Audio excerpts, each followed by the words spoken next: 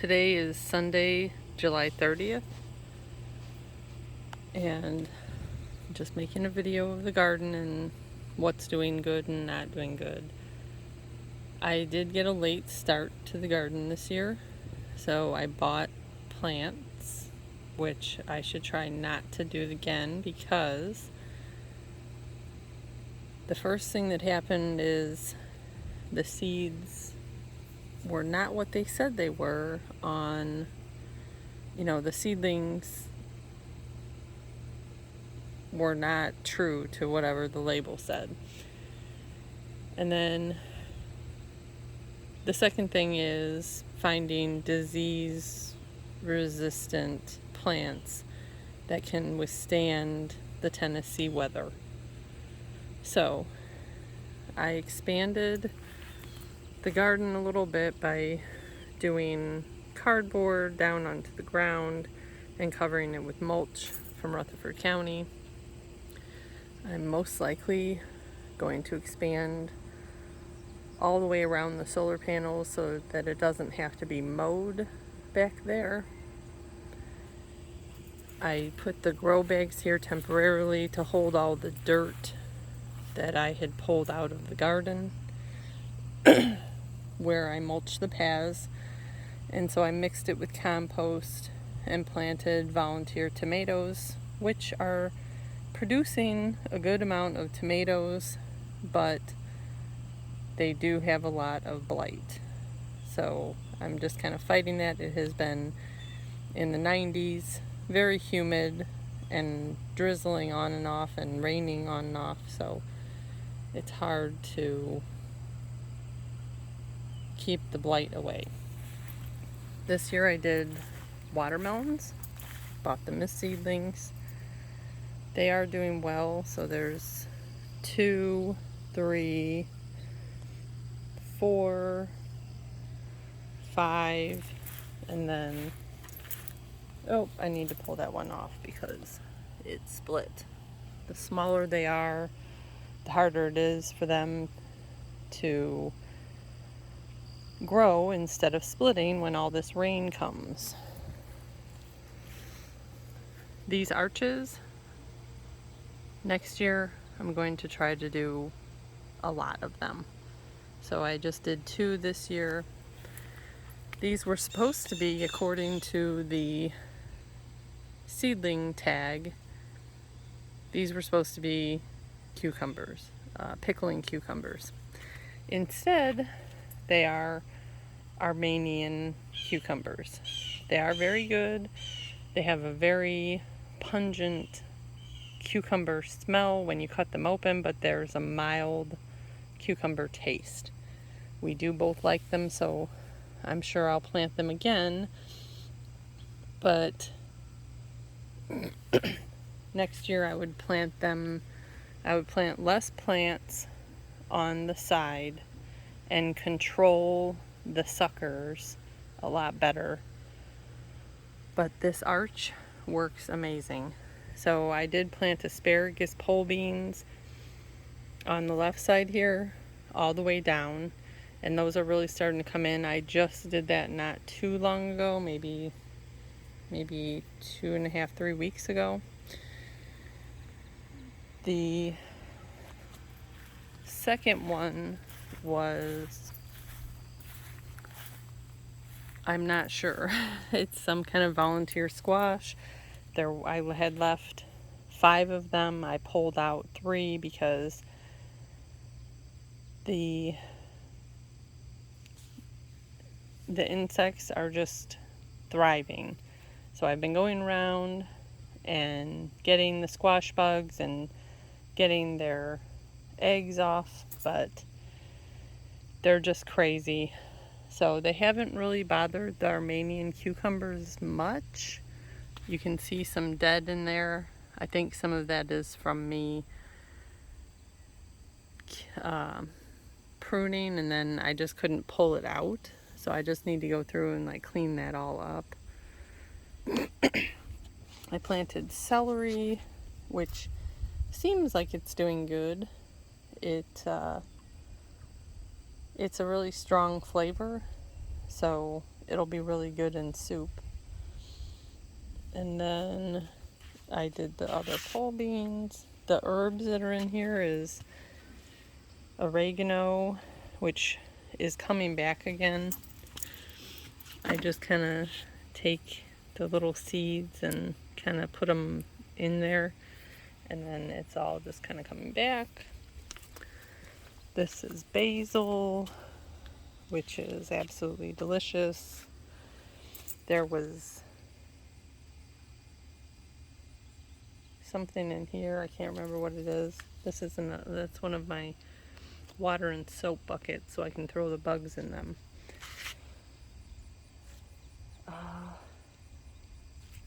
Yeah, these are coriander seeds, I guess. So I just pick them and put them down in there so that they grow and reseed themselves inside this pot. Cherry tomatoes came back. Kale came back on its own. That is a volunteer tomato plant that I've been trying to clean up. There's a volunteer cucumber plant, which I just cut back yesterday. You can see it's all right up there. There's a tomato plant in there, which is doing pretty well. The peppers are starting to produce a lot, but they've kind of had a struggle with the mole. The scissor traps work if you can get it in a good tunnel, but it hasn't been working that great because I did this mulch path, which I love for the weed control, but then the mole doesn't tunnel the same. He tunnels deeper, and so it's harder to catch him. I did find 2 snake skins that were several feet long, so hopefully the mole is eaten by the snake. I've been watching YouTube videos and different things about how to encourage snakes to come and eat the mice and things, and I think I've kind of given them some areas in here where they feel comfortable. I have okra, and it's been producing good. I've just been trying to really cut it back a lot as I pull stuff off so that it kind of keeps the plant always shooting out more stuff instead of getting the leaves really big. And then the tomato plants have a lot of blight. The tag is in here somewhere, but you see that they're setting really well and they taste really good, but the plants are really prone to blight, so that kind of sucks. This has been just like wrap around. There we go. And I need to cut that sucker off. This was a volunteer bean, so I've just been letting it grow, and I put it up on this to try to get it to go across the top of the, once it gets a little bit longer. I was going to try to get them to go across the top bar there, right here, and then maybe they'll hang down, because the tomato plants don't really seem like they're getting a whole bunch taller, but it's July 30th, so we still have August and September to get through of growing season. So we do, and then part of October. The marigolds are getting way too big. I need to cut those back. That could be part of the reason why there's blight, because the tomato plants don't have enough circulation, air circulation. There's another volunteer, 2 different plants. I next year would definitely cut down on the volunteers, or just move them, and if they survive, they survive, and if not, then just plant more stuff. These are jalapeno plants. Just one of them is starting to get jalapenos on there.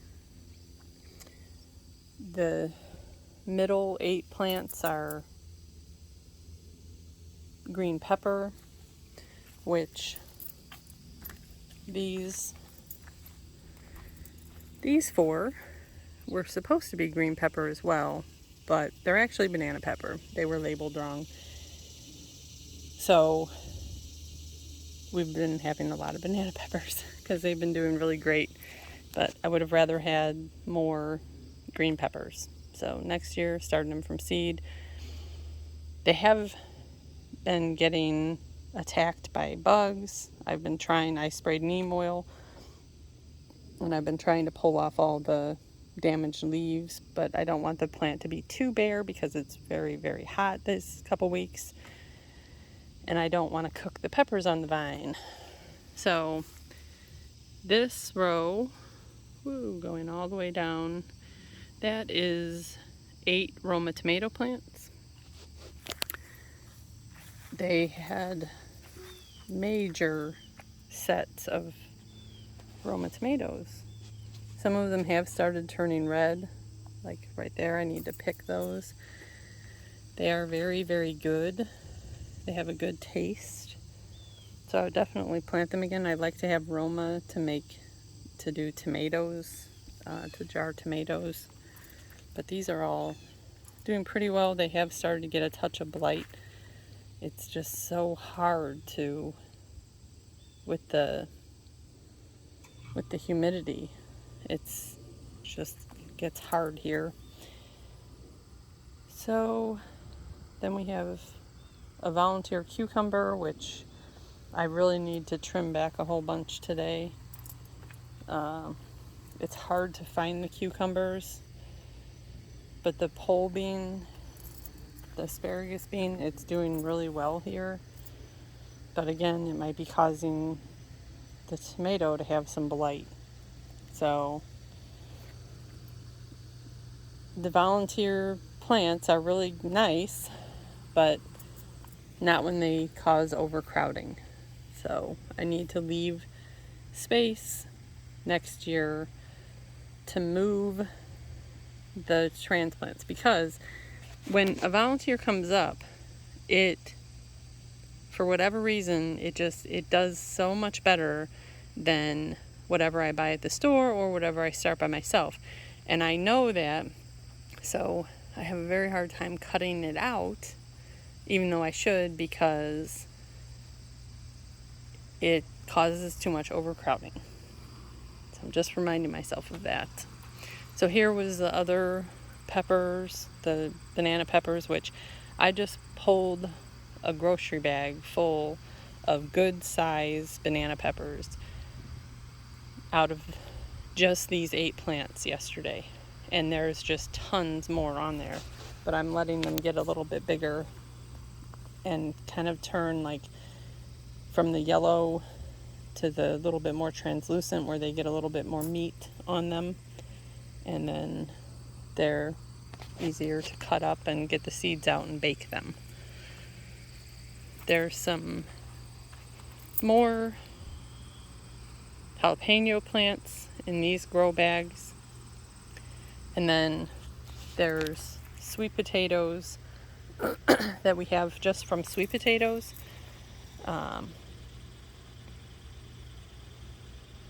I just stuck them in some dirt and compost and letting them grow, and then I was going to transplant them into grow bags just to see if I can get some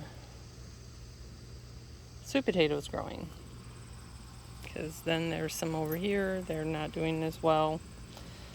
These are 5 avocado seeds.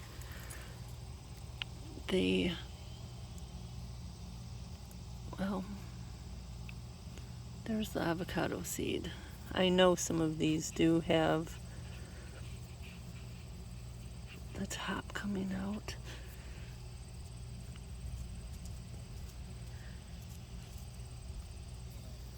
Oh, right there. It is. It came out. So most of these had roots growing in water. At least the taproot had started to come down.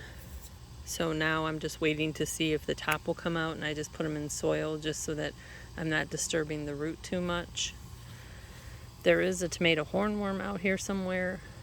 I'm going to come out tonight with a black light and see if I can find him, because I haven't been able to find him. I don't know where he went. That container's full of compost, and there's more compost, so just trying to save that to put in the planters. Let's see. But there's rock,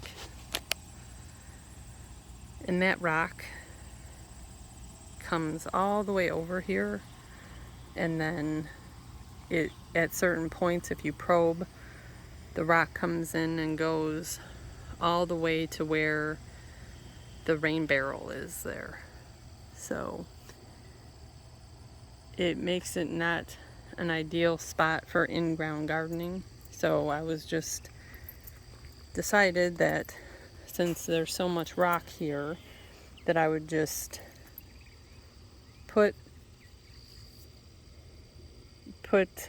dirt and pile up the dirt and the compost in layers here, and then just do mulch all around it. The mulch breaks down, and I can always keep adding more mulch and just keep building up the growing bed in the ground still, without being a raised bed that isn't going to hold any moisture and dries out constantly.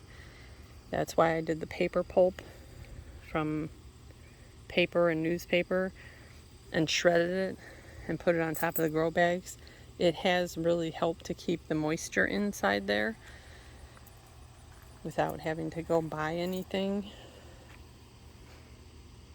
The vines I tried to cut back on to push the production to the watermelon, but there's a mouse living in the ground underneath the pepper plants because they do get chewed on. There's one of those snake skins, so hopefully the snake is around here and ends up getting them if it hasn't already.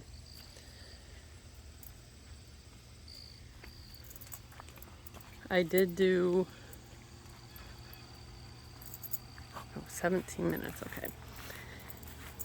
I did put zucchini here.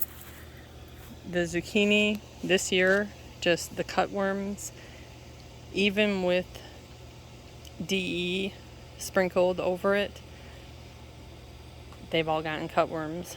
Even that one has had a cutworm. I pulled it out of there and pulled the dead leaves off, and it's still growing. So I'm just gonna zip tie it up the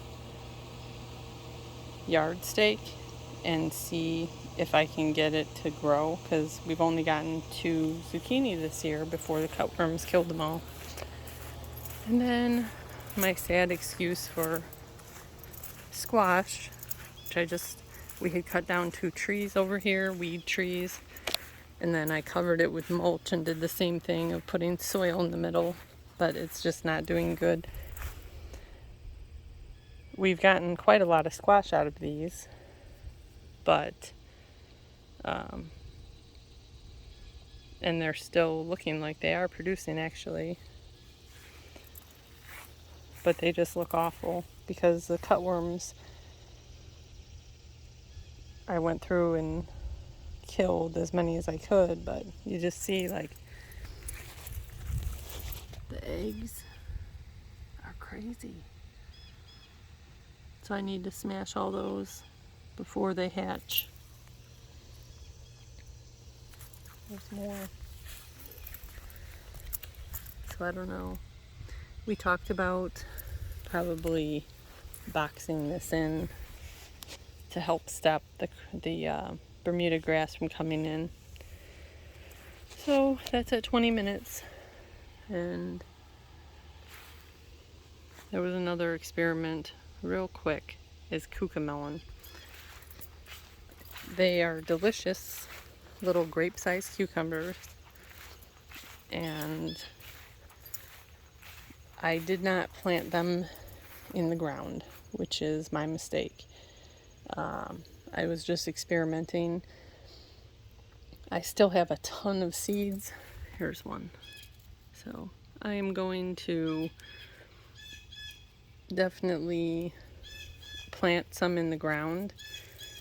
They seem pretty bug resistant.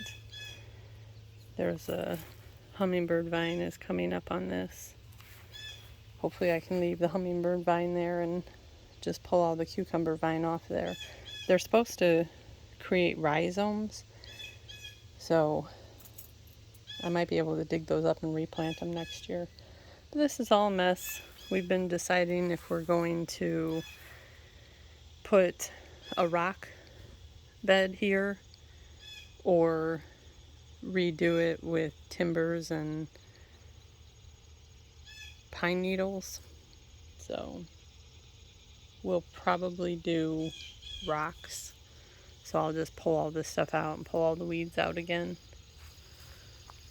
But that's it. 21 and some.